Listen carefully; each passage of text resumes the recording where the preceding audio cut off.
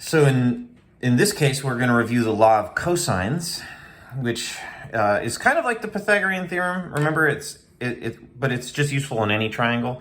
This is the Pythagorean theorem, and then this extra part on the end extends it out either greater than 90 or less than 90 degrees, depending on this angle here. And remember though that this side C and this angle C are always opposite one another. That's the really important thing to know.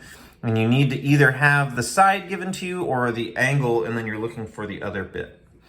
Okay, so let's do one example, and we're going to find the area of this triangle PQR. And I just made these numbers up. I'm not sure that it's to scale, so forgive my drawing. But in order to do this, I would need to either know the height of the triangle. It's a scalene triangle, so I can't just, make up numbers or do anything like that. But I don't have that option. Just like in the Law of Sines video, I'm going to use 1/2 AB sine C. So what I need to do is just figure out some angle here in triangle PQR, and I'll find that angle C. So I don't know, just for the fun of it, I'm going to find angle P here. So I'm going to mark that with C, just so I know that that's what I'm talking about. Remember, I want to note that the side that I count as C is the side that's opposite the angle.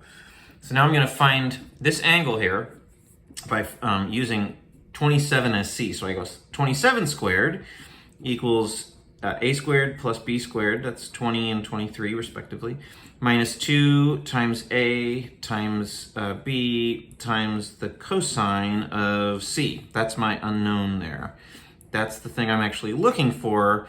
So now I have to work my way backwards through this, and you may remember how it works. I'm actually just gonna, to make things simple, I'm gonna just carry out any math that I can, the exponents and the multiplication. So 27 squared is 729. 20 squared is 400. 23 squared is 529.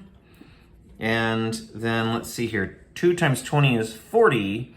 And 40 times 23, I should be able to do in my head, is 920 times the cosine of C. These two together are 929.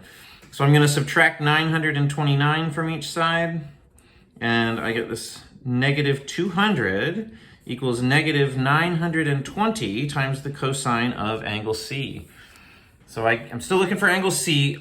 Remember, this is a multiplication here, so I need to divide by that factor 920, negative 920 here.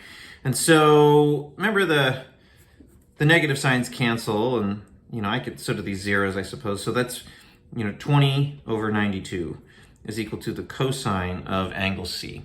So that means that angle C, this angle that I'm looking for, is equal to the inverse cosine of 20 over 92, which is, drum roll please, I use my calculator, and then I find out what is the inverse cosine of 20 divided by 92. It's 77.4 degrees. Okay, so that's 77.4 degrees. Okay, so now that I've got that, I have everything I need to find the area. I'm just going to go back and plug it into the formula. The area is 1/2 times a side, 20, times another side, 23, times the sine of the angle that is between those two sides. Again, since I'm using this angle here, I had to use 20 and 23 because those are the sides that are on either side of it. So then I can just finish this off by doing 1/2 times 20 is 10, and 10 times 23 is 230, and then times the sine of 77.4 degrees, and I get 224.46 square units. 224.46 square units. And that is the kind of thing that you'll need to do using the law of cosines. You'll mostly be finding angles and then using those angles to find areas. Good luck.